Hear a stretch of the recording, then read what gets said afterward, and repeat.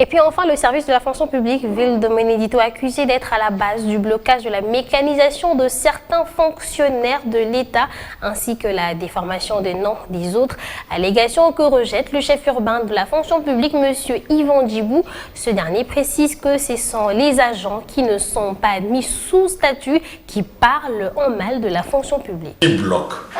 Ils ont été admis sous statut en 2018 par son Excellence Monsieur le ministre des tutelles de la fonction publique. Il avait sillonné toutes les provinces pour régulariser tous les dossiers en souffrance, surtout de ceux-là qui cherchaient le matricule. La chose a été faite. Alors, avoir le matricule, c'est une étape. Être mécanisé, c'est une autre étape. Nous sommes en 2020. J'ose croire qu'à peine d'être admis sous statut, nous avons eu le changement. Bon, ils ont raison, puisqu'ils ne sont pas de la boîte. Ils ne connaissent pas le flux de mouvement de la paix. Il y a 3 ministères qui sont impliqués au processus de la paix.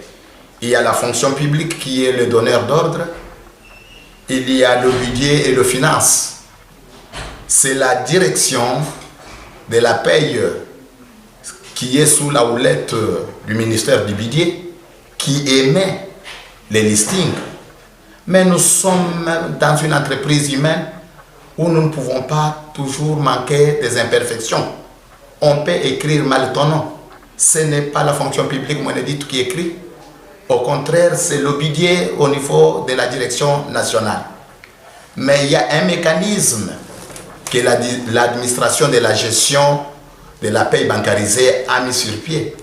C'est d'arracher les signatures de la hiérarchie, mener une démarche. Cette démarche-là, on acquise réception, on nous renvoie ici, on remet à la banque et chaque personne est réhabilitée dans ses droits ou bien il est payé. Nous demandons à tous les agents et fonctionnaires de l'État d'être animés d'un sentiment patriotique.